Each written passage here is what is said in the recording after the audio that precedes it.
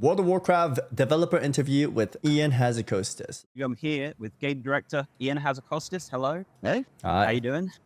great. Yeah, happy to be here at Gamescom. I've actually never seen Mr. Somewhat Ian interesting few IRL. days. A couple things going on. Yeah, just I've early heard. access last night. As of the recording this, it was last night, literally 14 hours ago it launched. So Yep, we're sitting here like 60 or so hours from launch.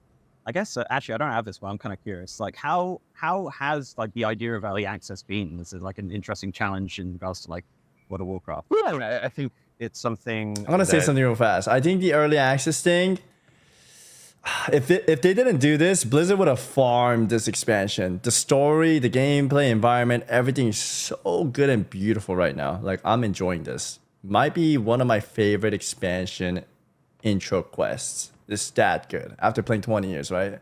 Made a big post about it too. If they didn't do the early access thing, I think people wouldn't have shat on it. They would have actually said, damn, this is actually good. But the early access thing, fuck, dude.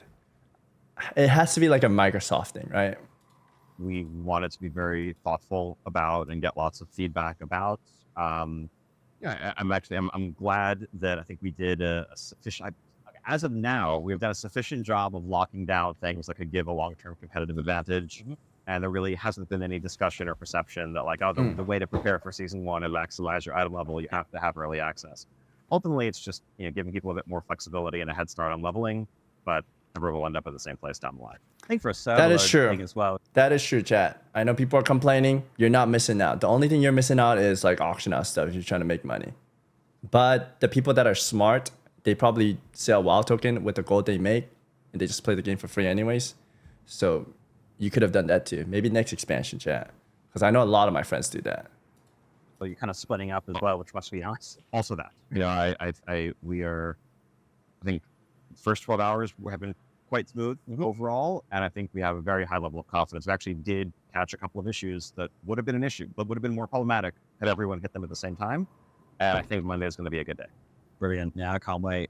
All right, let's dive into my question. I've been asking every developer ever, and it's like the worst kept secret ever. So the Drakthir. We've had, the Evokers obviously in Dragonflight. I think in a group interview you mentioned that, the idea is to expand that. Yes. And I guess the elephant in the room is what classes can we expect from the Drakthir in a future update? I think we'll have the details on that, I think, in the pretty near future. So rather than kind of fully preempting or scooping future patch notes, I think Drakthir, say narratively, have now emerged into Azeroth as a whole, integrated themselves with broader society in Azeroth, and they're clearly, very adept combatants, and there's no reason why they can't quickly master the basic trades, like hitting you with a weapon or anything. All the easy classes they could add, like rogues, warriors, they should just add that all. I know like paladin, shamans, you got to make totems or different forms for druids. I get that, but probably all the common classes that don't have unique mounts or something like that, I think they'll probably add all those. Spell casts, they should be able to cast Frostbolt and swing an axe and hit you and things like that. They're not going to be able to train into bears and cats. So I'll say, warrior, look, it should be there. I'll lay some ground rules there. Like, yes, warrior, mage, no druid, more TBD. Yeah, awesome. Exactly. Yeah, I didn't think we'd have a full list for this. So kind of completely kind of different. So recently saw the WoW Classic team had like a new Twitter account for like communication on that, which I thought was a great idea. Because a lot of the Classic team do communicate through Twitter and things like that, or X, whatever you want to call it these days. Could we see something like that for the modern team? We do have Warcraft devs, but it's kind of sat dormant for a little bit. We could. It's something, with the size of the team and the number of different things we have going on, it's something we've continued to discuss, like what the most effective way is to get communication, to get information out there, also to, be as transparent as possible. There were times in the past, going back almost 10 years at this point, where there was a lot more direct dev presence on Twitter, and it could feel like you needed to, follow 24 different people if you wanted to really keep up with everything that was going on in the game. We don't want to get back to that place, but I think we definitely would like to be more active and, just to have more channels for people to follow. Yeah. So it's something we're discussing. Yeah, I think in general, communication's been a lot better than it was like 10 years ago. I appreciate that. It's good. Yeah, communication's been great Man, I did not put these in any kind of order. versus the previous Glory times. achievements for dungeons. Yes. Now we saw Glory. Yeah, to the mic Delvers is, come in, which is awesome. I'm very much looking forward to that. The fact we can just do the whole thing alone. I'm gonna definitely do that. Yeah.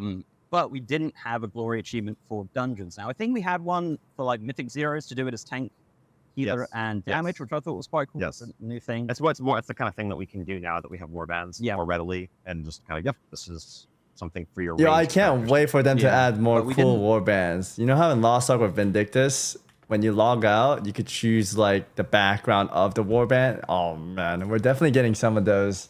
Can't wait to see them. You didn't get a We glory want achievement more. for dungeons. What's the story there? I'm kind of thinking is that the sort of traditional do the dungeon boss in a weird way type achievements, or like collect all these hidden things while doing the boss, honestly have a little bit outlived their value. I think they were really compelling and interesting when first introduced way back in Wrath, when achievements were new, and there's only one dungeon well, there's 2 dungeon difficulties, but after Heroic, like the way that you like kind of flexed and showed off mastery of the content was like trying to do these fights in harder ways.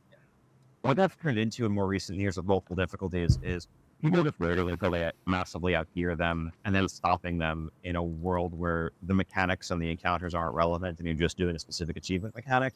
And it's not interesting enough, frankly, to warrant the development time. I think we'd rather our encounter designers are putting their thought and their resources into off encounter mechanics, into new Mythic Plus affixes, into things along those lines.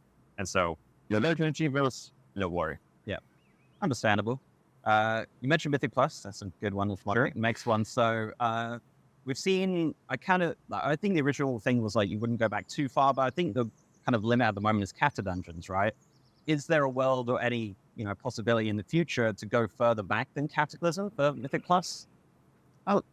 I think I don't want to say never, right? I think we want to be flexible. I think we recognize the further back we go, the more overhaul has to be done to the dungeons, which we're fine doing, but it also transforms them somewhat from their original experience, like Rivet Hole. Dead Mines Mythic Plus? Exactly. Dude, Kata Dead Mines is long shot. It's long. More recent dungeons, we don't. It's cool though. And there's also, I think, a visual fidelity. It's cool aspect to dungeon. it. I think we're proud of the way that the overall look and feel of the game has held up. But when we put a dungeon in a seasonal rotation, we're inviting players to spend dozens plus hours in that space over the course of the season. Honestly speaking, I appreciate this, like them going back up to like Kata to do. I wish when I was playing FF, I wanted FF to have something like that where they have cool dungeons too, right? Like beautiful dungeons. I was like, dude, why don't they just reuse that for a mythic key style? It's not like a carrot on a stick just chasing for gear. It's more of like farming points for like a ladder, but I don't think FF wants to make it competitive like that. At some points, So I some of them are a appreciate bit the too Blizzard team dated. doing that. What do you mean? Dead Mines is amazing. I do like the original Dead Mine a lot. That's one of my favorite kind of dungeons. So I played a lot of beta, and I did a lot of Awakening Machine, right? And that had so many changes and reworks over the course of beta, which was really interesting. So every single build I'd go in and be like, this is different. This is completely scrapped, like different parts of it. The question is like, what was the idea behind the system, and like how did that change over development? I feel like high level, the goal was just to have an interesting world event associated with that zone, with that renown, alongside the other things that are flavorful in the different zones as well. I think as we were playtesting it and getting feedback on it internally as well as in alpha and beta, there was a sense, or beta mostly, there was a sense that it was could be very long with up to 50 waves. Yo, chat, I'm gonna be honest, by the way. So previous WoW expansions, I always like begged to get invited to beta and then just played all day long. And once it comes out, I knew literally everything about the game. This time, I didn't do that. Like, I think in Dragonfly, I didn't do that either. I played a little bit. War Within, I played very early, like alpha, beta segment. And then I was playing SOD, right? I was busy with SOD and hardcore classic stuff. And going in now, man, it felt so much better not knowing almost everything. It's like a really fun way to play the game. So, dude, beta, I might just test out stuff. I don't think I'll ever do like quest. It feels fresh and it feels like the old times where you go in exploring, finding things. It's a really fun way to play the game. That was just like people didn't know what they were getting into initially. It could feel tedious. Often it didn't So if feel you don't get tedious, invited to frustrating alpha or if beta things chat, didn't go don't your feel too way. bad about it. You're And so I not think, you know, the changes were made more to focus it. missing out and unless you're trying to still min have max. Wrapping difficulty, something that feels like you need to earn your rewards at different tiers. But there were multiple tries added over the course of a period of time so that, you know, you don't feel frustrated if something goes wrong in one attempt. But again, try to get the length of the overall experience down to like 15 minutes or so His max, mic, as opposed to yeah. before, like some people were close to an hour, which is just Dude, that's a lot badass poster behind him. for an outdoor world activity. Yeah, I think at one point it just kept scaling forever. Yeah. Yeah, exactly. So just there's I think a rough idea that went through a lot of refinement and iteration, and that's part of the point of Yeah, I guess that's beta. the point of like beta. Yeah, Yeah. it's true. So with delves, I'm a big delve fan. You know, Cool. I play a lot of delves. So I don't, this thing says Dell fan. Dude, Dell PC, holy. digital rate a ton. So He's talking about Delves. Yeah. I really enjoy. I guess going into the future of the War Within and beyond, what can we expect from delves? Can we expect more delves, more tiers? Like, what's the kind of like? I guess I assume most of it's based on feedback. Like, kind of where are we at with delves right now? I think I would almost certainly be able to give you a much more precise answer in a few weeks, because I think, yeah, as you said, a lot of it is going to be based on feedback. And as we've seen, you know, with systems in the past, like Fargast or whatever, the way people play on beta is different from the way people play and how they experience it and what they're looking to do when they're doing it as part of a routine, as part of something that's chasing rewards, as opposed to just because I want to check it out on beta. But yeah, I think it's going to be seasonal activity. We are looking at, you know, the new patch brings a new zone. Well, zones probably have a couple of delves in them. We've said that Brad is your seasonal companion for season 1. Season 2 would have a different seasonal companion, and then we'll see what else we want to change and refine. That's exciting. Cool. So I guess kind of Sounds like adjacent to that, in-game the live Vault voice Row chat. in the Great Vault, which is amazing. So as I said, so good now that I get a vault every week to either be happy or sad. But I guess one thing I noticed on beta was beyond delves, the only thing that personally I could find that would do things on the Great Vault for the World Row was the Theater Troop. The World Boss. I think those. Yep. We're also should. Oh, it does? Yeah, it's basically snuffling as well. Okay. I think it's major events and kind of the special requests that you unlock after doing a few in his own. The idea is like that's just the baseline of activity. When the mic touches his throat, but we do, you know, X major objectives. We've got a baseline level of rewards from doing that in your outdoor row in the vaults, and then of course if you do higher tier delves, that will replace that. You know, think of that as like doing normal dungeons or doing great dungeons instead of the plus. Yeah. Okay, yeah, because it's like a lower tier as well. Exactly, but I think the row that's involved with that row is making it so that basically every end game player I don't do it. can engage with the vault. You can have that experience of disappointment. I'm excited for it. I also saw that teardrops from the vault for delves as well, so I was pretty excited about that. So speaking of delves, the Delver's Journey, that's obviously coming in at some point. I guess the question is really like, can we expect that during Heroic Week, or would that be something that comes in a week? Is it a week after a season? That would start at the beginning of season 1. That's just part of. I think the delve starts with the season. It said that on the delve note in game. Your season journey with that pavilion as part of season 1 delves. You can, you know, over the course of your experience, progress down that track and unlock a bunch of cool stuff. The way to progress it actually. So there's a weekly quest, obviously. Yes. It's kind of like the main bulk of it, but is that progressed through any tier of delve, or is it just from tier 8 or above? No. Actually, any tier of delve. Yes. Yeah. Okay, cool. Yeah, that's a, you know, that is not a, like, we have exclusive rewards for pushing the highest levels of difficulty. I mean, if you get to the 13th delve and do it on the highest difficulty, there's cool stuff there for you. The Delver's Journey is really for everyone. It's just, it's participation, and of course, success, and doing it at higher difficulties may speed your journey, may speed your progress. But everyone who plays delves over the course of the season should be able to fill that bar. Yeah, so this count wide as well. So yeah, exactly. Hey chat, Um, hey King, yo, how about I- HOTS? Deserved. Thank you for the 17-month. Hope you've been well, man. Hots later, Write guys. this one down, but I'm sure you know the answer. The Zekbiz's Lair, is that unlocked by completing the Delver's Journey, or is it completed? Because I think, or maybe it was mentioned once that it was like do all tier How do you guys 11s, feel about which delves? I can't get a grasp of how I feel about it right now. The ones I've done was too easy. I did a 3 and I can't do any more because you have to wait for the season to start to do the higher ones. 3 felt a little bit better. 1 and 2 you just piss easy, you just blast through. It reminds me of scenarios in Miss Pandaria. It's like a little walkthrough mini story. It doesn't feel like Torghast. Hopefully it doesn't end up like that. It doesn't feel anything like that, right? It's cool. It's a cool, like, exploring way. I like the under the water one a lot because I had to go for breaths, dodge mechanic, breath mechanic. I think those are cool. Just don't make it super CBT like Torghast. I think Torghast was Muckas. As long as it's fun. Don't do the first one. The other ones are way harder. I like it. You don't have to do it. Yeah, you have a choice. You have a choice to do or not do, which is good. I think that's fantastic. Torghast on beta was mad fun. I wanted to clarify that too, somewhere back here. I remember a lot of people playing it. I remember Quinn just living in Torghast because he loved it so much. And he went up to like 125 Torghast tower level.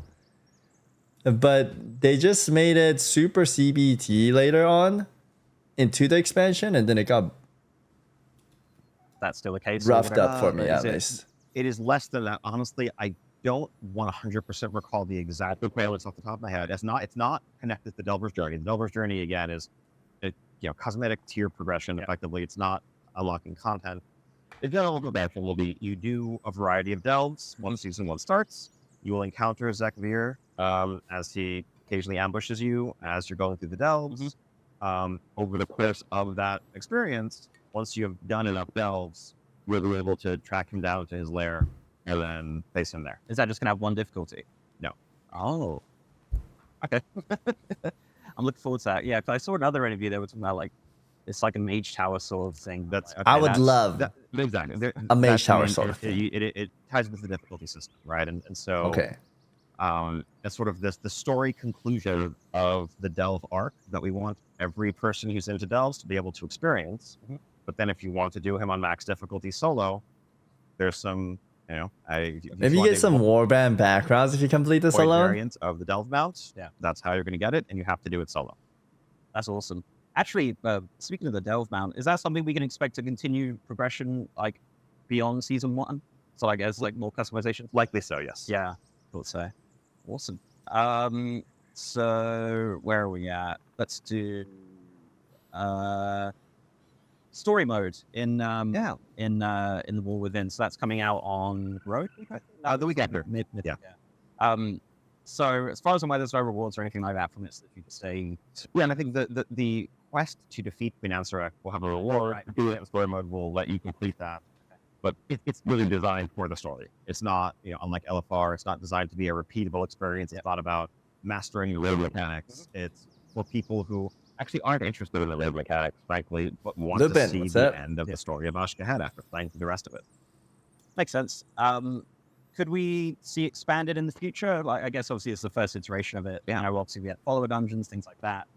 Is there, peak mic placement? It's great. Oh, absolutely. Yeah. I mean, I think the intent and the goal would be to have a story mode where specifically the bosses that are story important, that have quests to defeat them. The random wandering dog that is a boss. You know what? That's there because it's cool and it's fun to fight, and that's part of the raid experience, but it's not necessarily part of the narrative experience. But we want to make sure that you have these major enemies that are built up over the course of all of our questing and the stories we tell. Everybody should be able to have those experiences, whether they're into the raid gameplay or not. So to use an example, actually going back a bit, like imagine in the 9.2 patch in Shadowlands, we would have had story mode for Anduin and for the Jailer. Because those two were the bosses that are like, these are really important. There's cinematics associated with them. Everyone should experience that. Palandras, my Palandras in the raid if you want to. I'm sure they would love to as well. Exactly. So shifting on to collection things. So collecting WoW is again something that I partake in quite a lot. We've seen add-ons, think like all the things that have kind of evolved gameplay and the way that people play the game. Is there, any potential in having things like that built into the game directly? Like percentages of zones and things like that.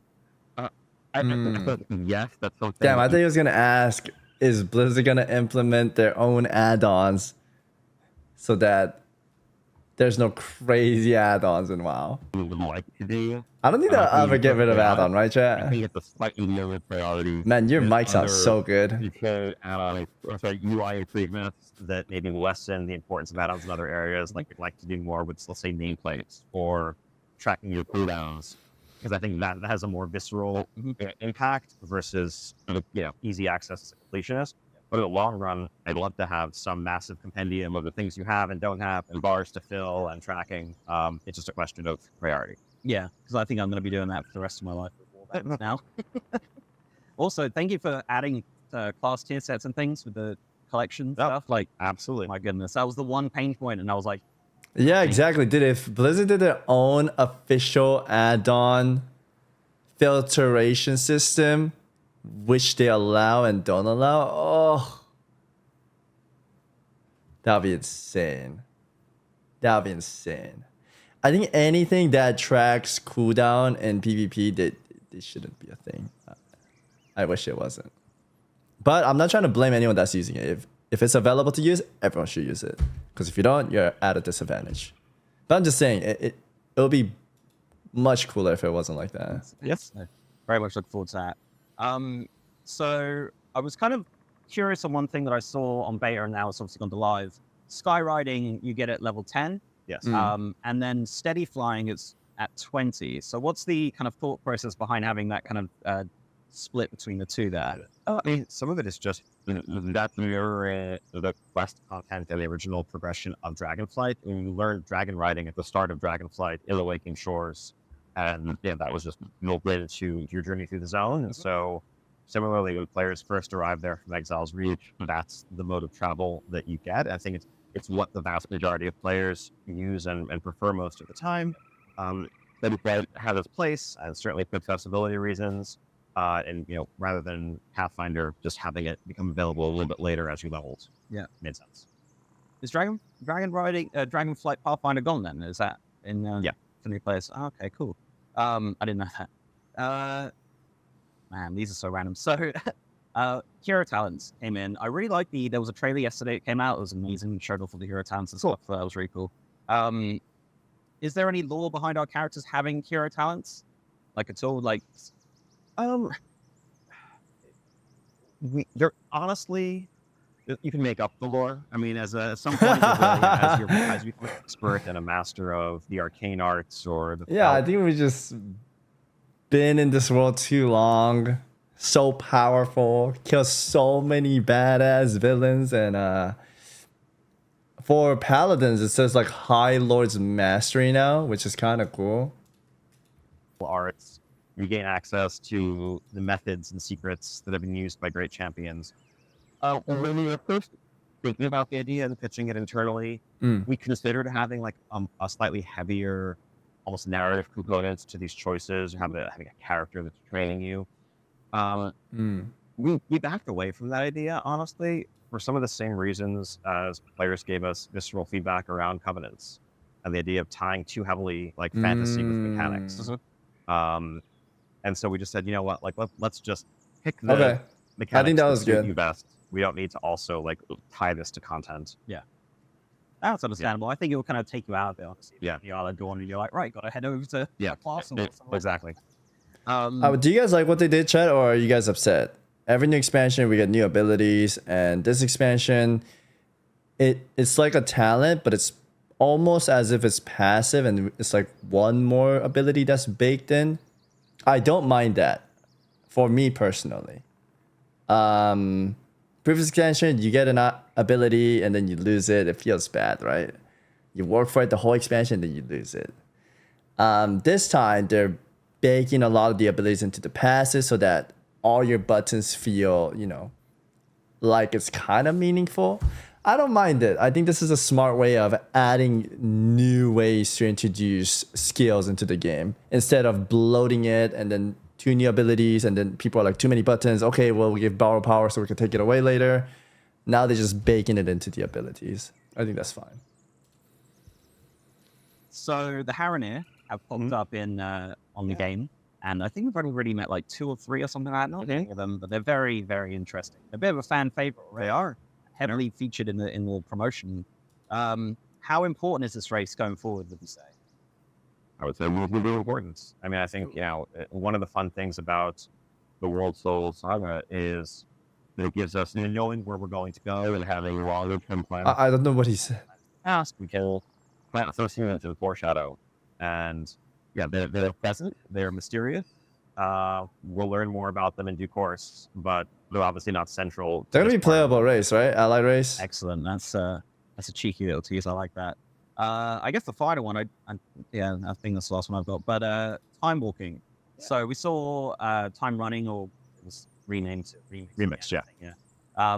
But time walking's been kind of a bit quiet, a bit dormant, I guess. As is there anything we'd expect from time walking in the future, like potentially BFAs? I think that seems likely. We may also be using some time walking stuff as a vehicle for anniversary celebrations in the near future. We'll have more information to share on that. Probably in a couple weeks. That's exciting. Yeah, I love time walking. I think Remix as well was phenomenal. Yeah, so big fan of that. Yeah, that's. And the team is similarly like reflecting on lessons learned from Remix and plotting their next move there.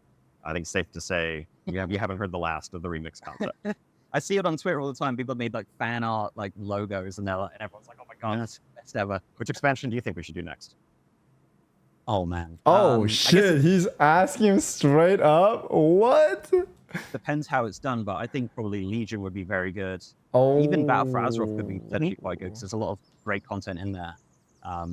Legion. I wouldn't mind Legion. Like, you have the artifact weapons, but I guess that system on the back end is kind of depleted of sorts. I don't know if you would bring that back. Either way, cool. Okay, very exciting. Thank you. Yeah, right. What do you think, chat? If they were to do another, I'll link the video in the chat, of course. There's one more interview by Marcillian, chat. I think we watched that too. Yeah.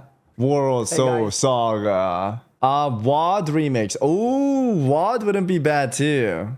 Legion for sure, or rather Legion, but another way to get the legendaries if they're in BFA and Legion would make the most sense for World Soul Saga. All right. The Ian interview is going to start in a second. Just wanted to let you know that there have been some audio hiccups that Marcillian right there is just working on fixing them up for you. It's not a big deal, but you might notice them throughout the video. We do our best to fix them for you. Enjoy.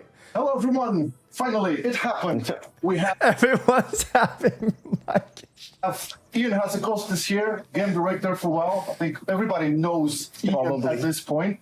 Yo, Blizzard, can I have this poster? I want to put this in my house. Holy, that is so big, man. Some good, crazy questions for Ian. Hopefully we get through all of them on time. Hi, Ian. Hi. Always a pleasure. Pleasure to be here with you. Absolutely.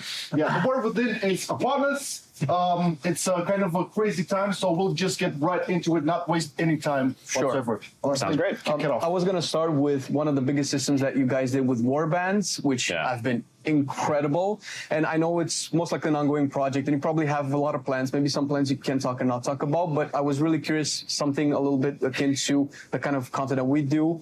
And when it comes to currencies like the crest and stuff, and I know that you guys introduced some discounts for alts when it comes to alts, we end up a lot of the time with our mains done with all the content, all the upgrades, with a lot of crests that we cannot do, and we're thinking if there's any plans to use warbands or that similar system to give currency even with tax to alts and stuff like that.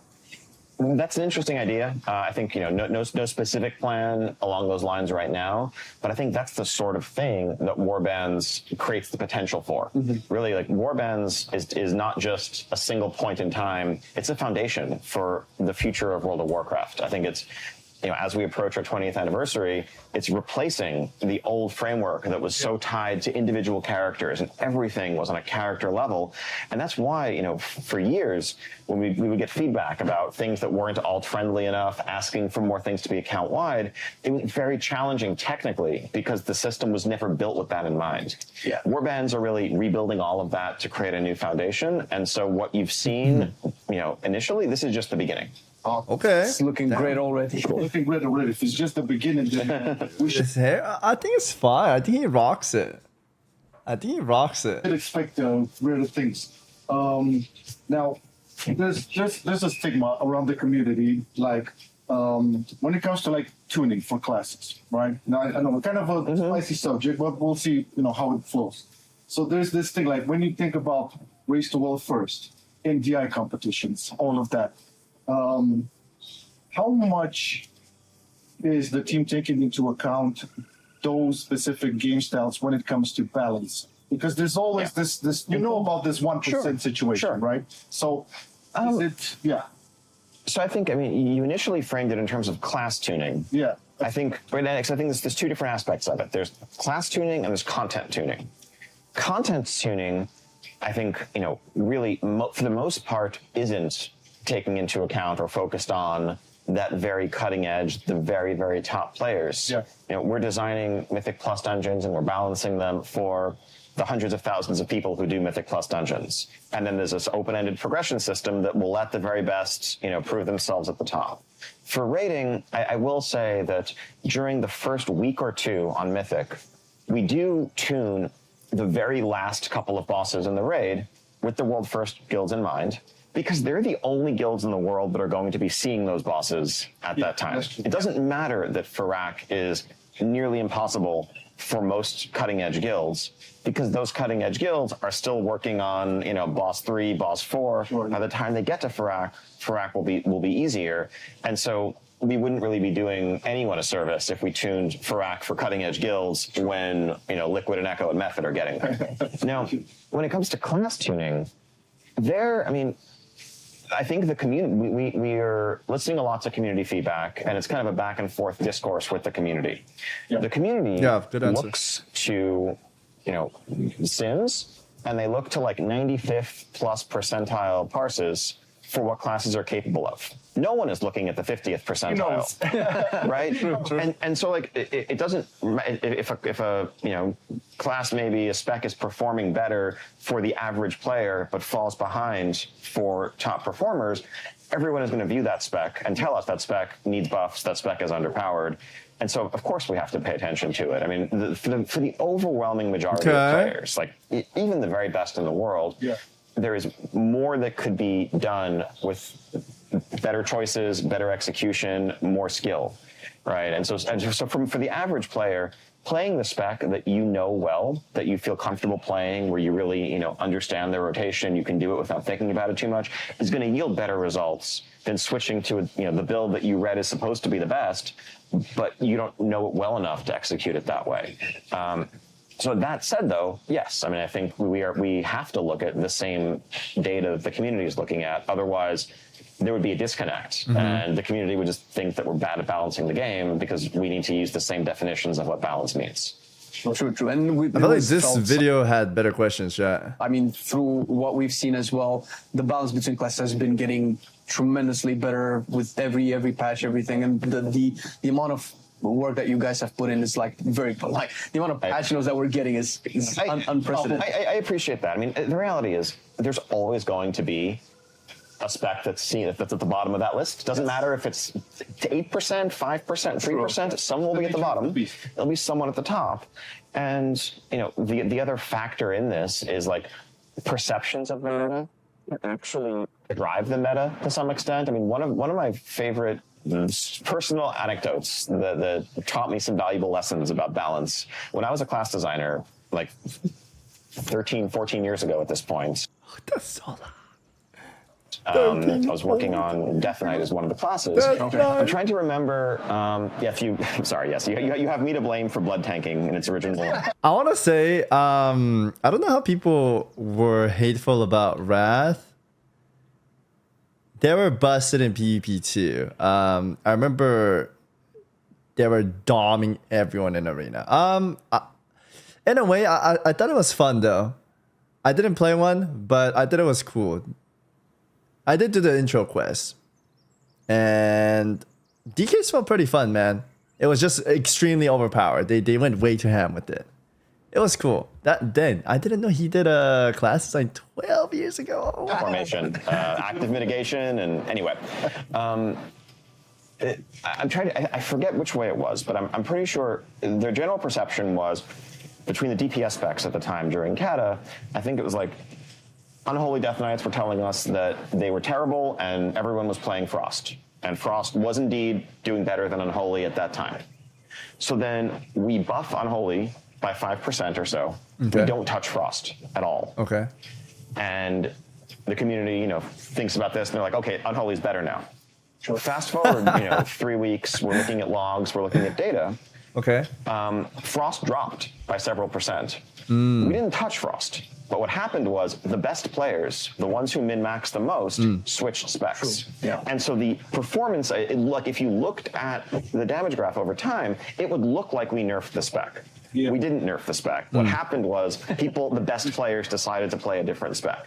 And so like in that sense, it's a moving target. There's no way we're ever going to get it perfect. Oh, yeah. But what we try to do is hopefully be get it close as possible and frequent enough in our balance changes that we can reassure players that if it seems like you're on the bottom today, don't worry, you're not going to stay there forever. Help is on the way. All right, yeah, you're trying to farm W's, okay. Also, wanted to ask, since we're on the topic of rating, it's kind of like a little bit more open-ended question with some... Yeah, most of the fans are... That's a cap? No, I think they've been doing better since Dragonflight. I think they have. There's been more frequent tunings, right? Compared to before. I remember playing WoD and BFA and nothing changing for the whole season. It was miserable, man. Even in Legion too. Yeah, that's a cool perspective. I also like that idea of buffing the weaker classes instead of nerfing the stronger ones. Obviously, if they're way too busted, it needs a nerf, and I think people will understand that, right? But if your class always gets nerfed, it's definitely not fun. It doesn't feel good at all. So buffing other classes to get close to your class, that's definitely the move. That's definitely the move. Examples, but feel free to disregard examples. Sure. In terms of Mythic Plus has gone leaps and bounds in terms of design from the beginning of let's say end of Shadowlands to where it is now, and the fact that you guys changed the affix pool like twice in what was it, less than a month, that was incredible. So obviously you guys really care about, and it was a lot of feedback that probably pushed it as well. And I was wondering if there's any plans on doing similar stuff for raiding with some of the I don't really want to say outdated, but the walkbacks to the raids, the wipes that have a lot of downtime when it comes to like pushing a boss, and there's a lot of stuff that feels like it maybe made a lot of sense for older raids, but right now when we're progressing Smolder on, and it feels like we're losing more time trying to get back to the fight. Yeah, that's something that we've talked about definitely. I think we want to do a better job of like adding more consistency and formalizing the idea of checkpoints, as opposed to just kind of, they seem arbitrary, they're invisible, you don't know. Sometimes like in Mythic Plus, you have to ask, is it safe to release right now? Or am I gonna, like, you shouldn't have to ask those questions. There should be a more consistent framework. Chad, does the retail walkback feel bad? I don't know if it feels that bad. It's a lot better than before. I played a lot of Classic. Classic is fucking miserable if you wipe. You have to walk back so far. Retail WoW is not on the same level as FF or Lost Ark. I don't know if it's that bad though. I've done Fire Rack, everything, and it didn't feel bad to walk back if you die. And there's like things you like step on that gives like boost and you just dash through, or you get on a little drag, hop on a little bag and they just throw you at the boss. It does in Mythic Plus, especially if you don't know where you will respawn. Oh, are we talking about Mythic Plus? I thought we were talking about raids. Quality of life and raid design. Yeah, it's about raid right now, isn't it? No, that's not quite ready for us to roll out yet, but it's something that we're talking about and we want to do better where. That's great. That's great. It's bad in raid spawn too, really? Really, I don't know Crazy if it's question. that bad. 6-player Mythic Plus ever? Actually, I will say even in SAW, they've been adding like teleport devices. Like there's like hydration waters that teleports you to the bosses. It's very convenient and nice. Maybe retail could add something like that too. Discuss. Some bosses have good response, but once closer to the start of select, makes you run all the way back from the entrance.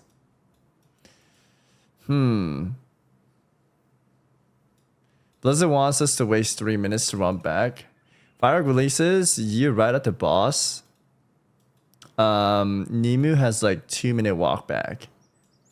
They do have speed boost though. Yeah. It's like some bosses feel awkward. Generally speaking, it's not terrible, I'd say. But I get what you mean. Some bosses convenient, some bosses take a little bit long to go. Maybe make it fair for every boss then. The power of Jesus high. I mean, it wouldn't just be Mythic Plus. The idea of 6-player groups Content, yeah. has been discussed at times. I mean, right, some of it is just 6-player. looking at the ratio of tanks to healers to DPS and saying, you know what, like, there'd be more players that we could fit in if we did this. Damn, 6-player groups? I think, you know, the challenges there are, it would be a huge change to the overall feel of the content, to, you know, both, you know, existing social groups that have been running. 6 sounds cool, but 5's been working. If it's not broken, I don't think they need to fix it. Maybe they could try with a different mode. Maybe in the next expansion. Dungeons with 5 players and feel like that's how they play the game.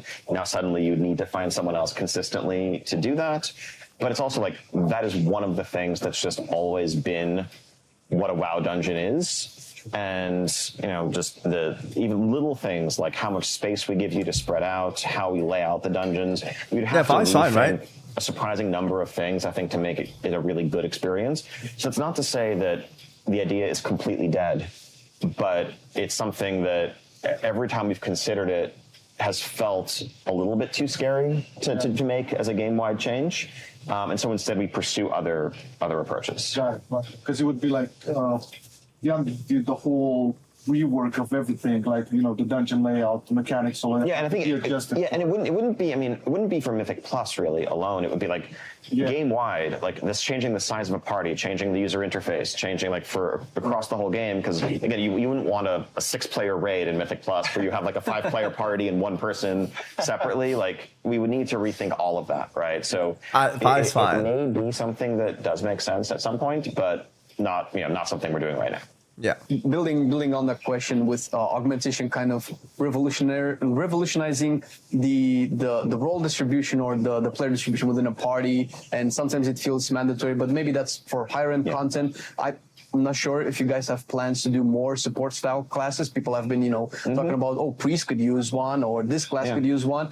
I don't know if augmentation is going to be the only one or if there's more, but if there are, or there will be plans to add more, would this affect 6-player Mythic Plus is one example, but would this affect the type of group distribution, like you said, the ratio of tanks, healers, and DPS within the content? Yeah, I think so.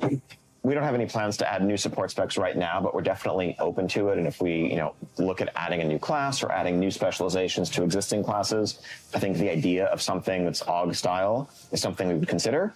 I don't think that we would call it a brand new role, though. I think we still call augmentation DPS. They're treated that way for composition purposes, for queuing. And really, the inspiration there is trying to recreate a bit of the play style that existed like 18 years ago. We think back to Burning Crusade and like Shadow Priests or Enhancement Shaman, where like you were valuable to your group. You really wanted a Shadow Priest in every raid because they were providing mana, they were debuffing the boss. Their job wasn't to top meters, but they were adding to the group's damage, and that felt valuable for certain players who other players didn't want to do that. They wanted to be the one topping meters. And so we think that there should be a place for that mentality and that type of play style in modern World of Warcraft. I think we'll see how that continues to evolve as we make class decisions going forward. I want to get a little bit into the hero talents. Sure. So for the most part, I feel like hero talents were quite a success, and we've seen a lot of changes throughout the alpha and beta and message announcement. So it's obviously being iterated on constantly. Now, there's a couple of specs that could probably use some more love. And I'm not going to name any examples here, but are you guys considering going for revamps in future patches of Dragonflight, like actual revamps for the hero talents, right? Anything is possible. I would say that it's unlikely that we do like a complete revamp in the sense of like reimagining for I think it's like fleshed out right now. He's probably gonna do what he talked about here, where if Unholy is weaker than Frost, maybe they'll revisit that hero talent and tune it a little bit. I think it'll be more like that. And then if it's super bad, they'll reconsider. Maybe we should change this talent, like one talent or something. I don't think they're gonna revamp the whole thing. aspects of an existing tree, because at that point there'll be players who have been playing with that as their identity, as their rotation for months, and if a patch drops and suddenly, you know, fundamental aspects of your class are different, that's probably too much change for a patch. That's the sort of change we would make in an expansion. It's certainly possible that in future expansions we might overhaul or change or modify the hero talent system significantly.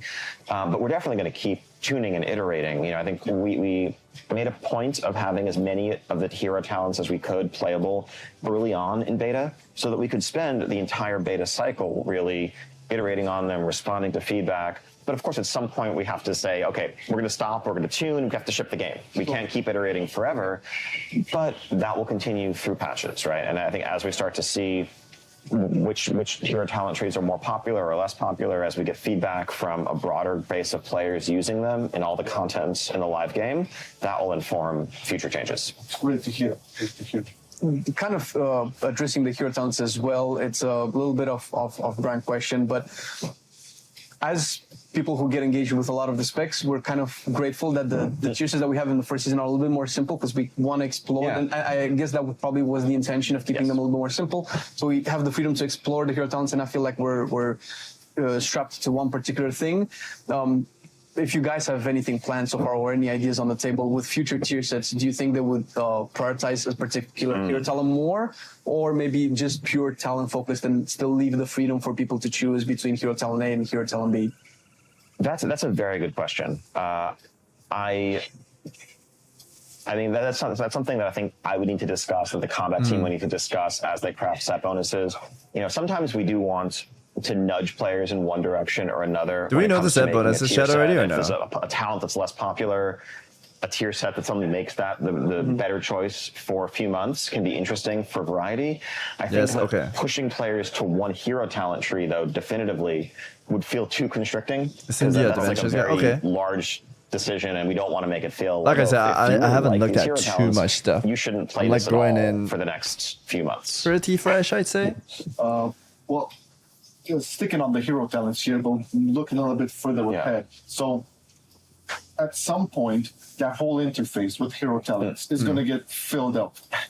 Now, what are your guys' thought process on this? And I don't want to mention borrowed power. Because we all know borrowed power is also like the trinket you get. So, yes, items are the original borrowed power. Exactly, right? Yeah. So I'm not going to go there. But at some point, that whole interface is going to get filled up. Like, what is the philosophy here? Are you guys going to go even further with them? Yeah. Or is it something that, okay, maybe at some point we will get some sort of extra mechanics similar to maybe, I don't know, Legion, you know? Yeah, so, I mean, it's hard to say what the far-off future holds, but I think when we redid the talent system in Dragonflight, when we thought about hero talents for War Within, we were thinking about managing progression, new levels, without excessive complexity. Like, actually, you know, I think that adding hero talents where fundamentally you're making one big choice between this pool of things or that pool of things is less complexity than just adding 10 points to the Dragonflight trees would have been, and all of those extra options. So I think as we look forward, we can add a few points to class respect trees. We can add a few points to hero talent trees. We can also add entirely new hero talent trees as horizontal progression to choose among. I think we're probably going to do some combination of those over the course of the World Soul Saga ahead.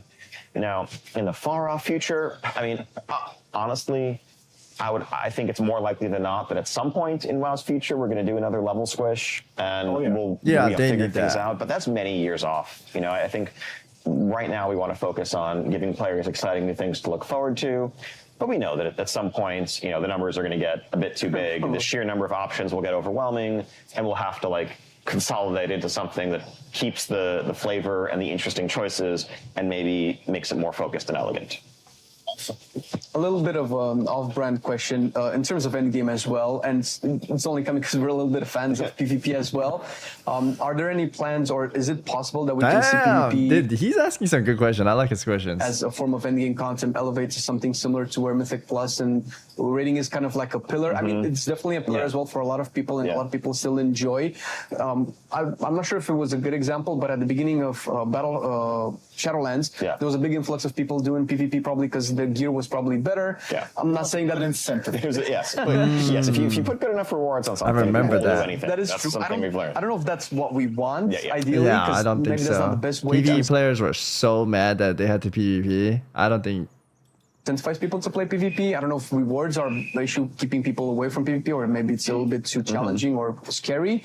But is there something that you guys have planned for PvP to kind of evolve like how Mythic Plus have evolved, so go to the next level? It's something that I would hope that we'd be able to accomplish. I'm really excited about Battleground Blitz as a new rated format. I think we added a new Battleground and War Within. We want to do more of that. It's maybe a controversial statement, but I think that Battlegrounds are the sphere of PvP that have the most potential for growth. We agree. Okay, so I agree too. There's nothing wrong with Arena. Arena is very fun in its own way. But if they focus on objective gameplay and balance the game around that might do a lot better. But they have to do it right, and they have to balance the game around the BG, not 3v3. Since they balance the game around 3v3 right now for PvP, 2v2 is super unbalanced. RPG is super unbalanced. But if you play 3v3, it feels super nice. But it sucks that it's like that. I don't know what the answer is, man. If they balance it around BGs, 3v3 might be a little bit changed, and Arena players are going to be sad, and that's what they've been playing this whole time. It's a big change. And I think it'll be too much to ask for if they could balance classes around in a battleground state and arena state. I think that's too much, right? I don't know how they're going to execute it. I would love to see them push the battleground mode though, because let's be honest, I don't think PvP brings in a lot of new players, chat. Can we agree on that? I think it's time for them to try something new. They could leave Arena alone, right? Team queues are still available, solo queues there, but maybe try something new with the objective gameplay of BGs, right? We gotta try something new. Like all the WoW PvP, the OG ones, they all left. There's like no more montages. PvP's like declining. PvE is super popular, right? I'm not saying it's dead too. There's a good amount of players playing, but if I look at the ladder or tournaments, it's mostly like the same faces that I've seen over like 15 years. Always the same people. Same people, man. There's no new people. I think BG might actually... It has potential. I want them to push it, man. So, I think Arena is great, but Arena it's less approachable. Yes. Right? If you are getting into PvP for the first time, you are jumping in against people who may have been playing for years, and your experience can just be like, well, I might as well take my hands off my keyboard. I did 2 things, and then I got stunned and died. And that doesn't make you want to come back. It doesn't give you those moments of success. Whereas I think in Battlegrounds, being able to play the objective... Dude, what he explained it there is like WoW PvP. New people get in, they're getting fucking CC'd off the walls when they die. They're like, all right, I'm never playing this shit again. If people understand how to play, it's fun. But for new players, yeah, that's the experience. Support your teammates. And then after you lose, your team's gonna fucking flame you, and then you're gonna get whispers from the enemies saying you suck. Oh my goodness. You're never gonna if you die, it's okay. You respawn, you get another chance. That is in general, I think, BG, something that respawn. was Okay, he has the general idea, Chad. I like that. I love that he has the idea. WoW PvP began 20 years ago. Yep. And I'd love to see if we can, continue to deepen rewards and the, systems around it to kind of regrow that scene.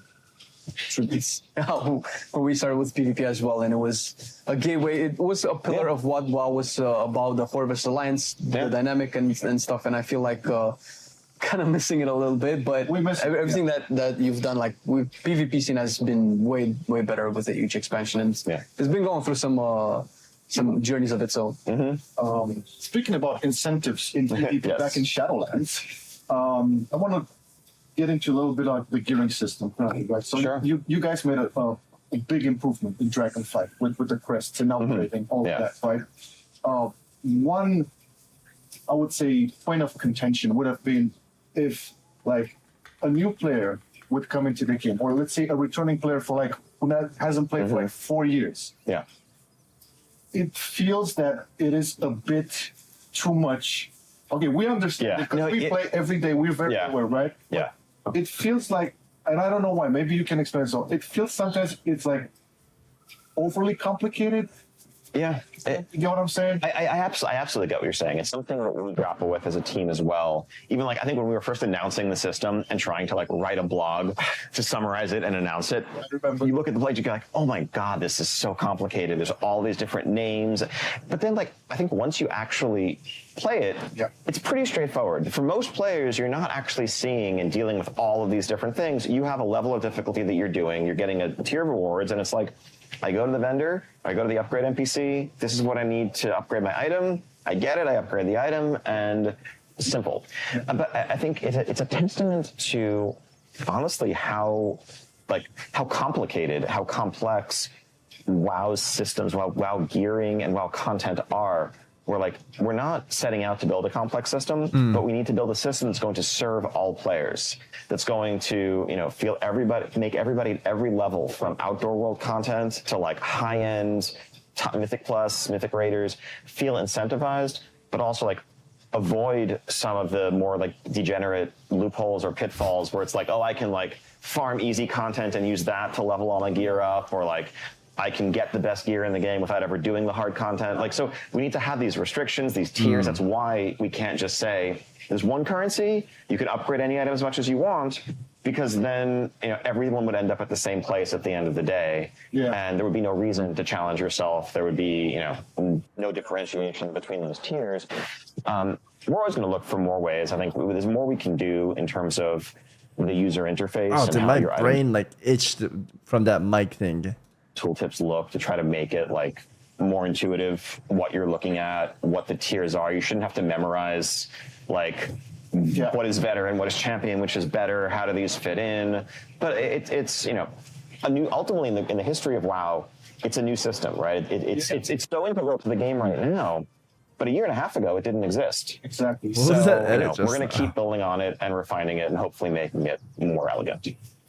In relation to the gear, this is kind of pointing out something that you guys did in BFA, which was really cool in the sense with the salvage system, where it felt like nothing was really ever wasted since we repurposed the items into crafting professions and things like that.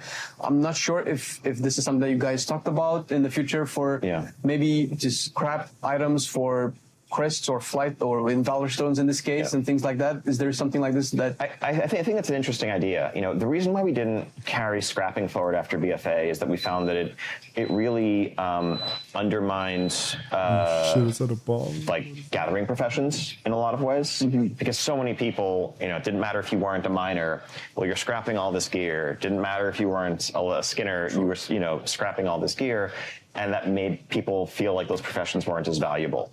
But that said, the baseline idea that just because if you don't need an item to equip, you can turn it into something else that's valuable helps make more of our rewards feel more rewarding. Like I think something that weirdly was one of the most successful versions of this at the very beginning of WoW was the way enchanting worked. When epics were really rare, to do the best enchants, you needed those void crystals from disenchanting gear, from Molten Core, from Blackwing Lair. You couldn't get epics any other way. And so there were times when, I know my raid group, we were almost happy to see items that no one needed because we could disenchant them and then make an enchant for our main tank or whatever. The more we can find ways to put unneeded items to another use, I think the better rewards overall will feel. Awesome. Okay, I get the idea of it. To delves, from what we've seen so far, what we've tested so far, and listened to people, and I know there's been a bunch of other interviews as well, where delves have kind of been really clarified to be a content for people who don't have the time to dedicate to like a full Mythic Plus night or to a raid, and it's easier. There's a lower barrier of entry. They're really fun. There's a lot of potential there. I'm not sure exactly how far ahead you've planned to develop them. So far, they've been really cool.